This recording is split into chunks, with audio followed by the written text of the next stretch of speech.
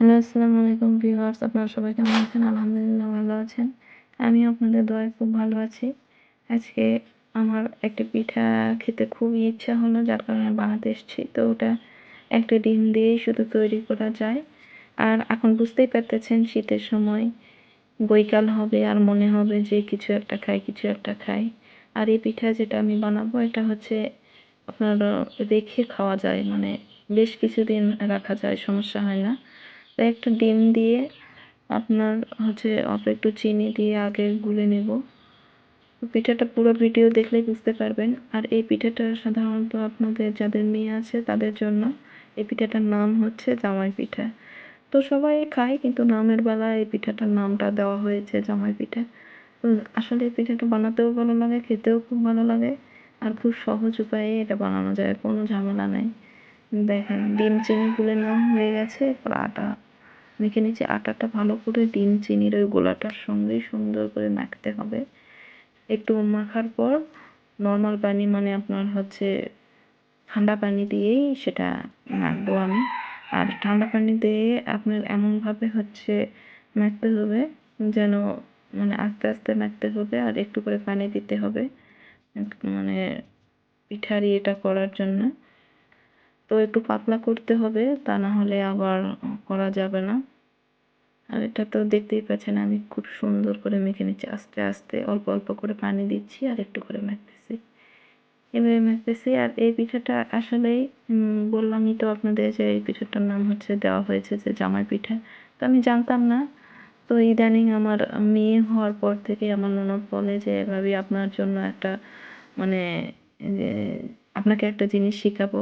তো এটা হচ্ছে সেই, মানে আমি তো ভাবতে পারতাম না যে আসলে কি জিনিস শিখাবে, আমাকে কি শিখাবে। তো তারপর বলে, আপনার মেয়ে হয়েছে, আপনাকে তো জামাই পিঠা শিখতে হবে। দেখেন, এভাবে জামাই পিঠা করা হয় বলে একদিন আমাকে দেখাচ্ছে।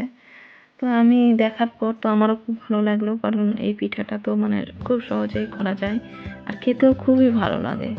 তো দেখেন, হয়ে গেছে আমার রেডি, পিঠার ডোটা রেডি হয়ে গেছে। দেখেন কত সফট আর সুন্দর দেখতে লাগতেছে। এরপর তেল গরম করতে দিয়েছি। দেখেন, এইটা দিয়ে পিঠা এগুলো তুলে তুলে দিতে হয়। দেখেন কত সুন্দর হয়ে তেলের মধ্যে ঝাঁকিয়ে এটা ছাড়াতে হবে। দেখেন কত সুন্দরভাবে হচ্ছে, কত সুন্দর ডিজাইন। আর এই পিঠাটা ভেঙেও যায় না। দেখেন, তুলতে লাগে পড়ে যাবে, ইয়ে হবে, ভাঁজ হবে, কিন্তু ভেঙে যাবে না। অনেক সুন্দর এই পিঠাটা। আর আপনার এভাবে একটা একটা করে দিতে হবে আর একটা একটা করে উঠাতে হবে। তো এই পিঠাগুলো করতেও আসলে খুব ভালো লাগে। দেখেন একেবারে, মানে এখানে হচ্ছে নিয়ে তেলের মধ্যে দিলে কত সুন্দর হয়ে তেল থেকে এটা, মানে কত সুন্দর হয়ে দেখেন খুলে যাচ্ছে। এই পিঠাটা করার সময় আমার এত আনন্দ হয় যা আপনাদের বলে বোঝাতে পারবো না। আসলে আপনারা করলেও বুঝতে পারবেন যে আসলে এরকম সুন্দর পিঠা হলে আসলে সবার মন সুন্দর হয়ে যায়, আর খেতেও অনেক সুন্দর। দেখেন, একটা ডিম দিয়ে এক গামলা পিঠা হয়েছে, অনেকগুলো। দেখেন এতগুলো পিঠা হয়েছে যে আমরা খেয়ে শেষ করতে পারবো না একদিনে। আর এগুলা রেখে দেওয়া যায়, এগুলো পিঠে। দেখেন, তেলও খুব অল্প সামান্য লাগে, খুব বেশি লাগে না। একটা ডিম, এক পোয়া সামান্য চিনি হয়তো লাগে। আপনার আটাও খুব অল্প লাগে, তেলও খুব অল্প লাগে। দেখেন এক গামলা পিঠা হয়ে গেছে। এই পিঠাটা আমি আসলে, এগুলা হচ্ছে বক্সে রেখে দিলে আপনার 2 মাস 3 মাস ধরে খাওয়া যায়, সমস্যা হয় না। বাচ্চারা খুবই ভালোবাসে, বড়রাও ভীষণই ভালোবাসে, মানে আমরা সকলেই খুব ভালোবাসি। আপনারাও বানায় দেখবেন, যে খুবই ভালো লাগে। ইনশাল্লাহ আপনাদেরও খুব ভালো লাগবে। আলহামদুলিল্লাহ, আপনারা ভালো থাকবেন, আমার বাচ্চাদের জন্য দোয়া করবেন, আমাদের জন্য দোয়া করবেন। আর অবশ্যই পিঠাটি দেখতে কেমন হয়েছে, কেমন আপনাদের লাগলো অবশ্যই জানাবেন।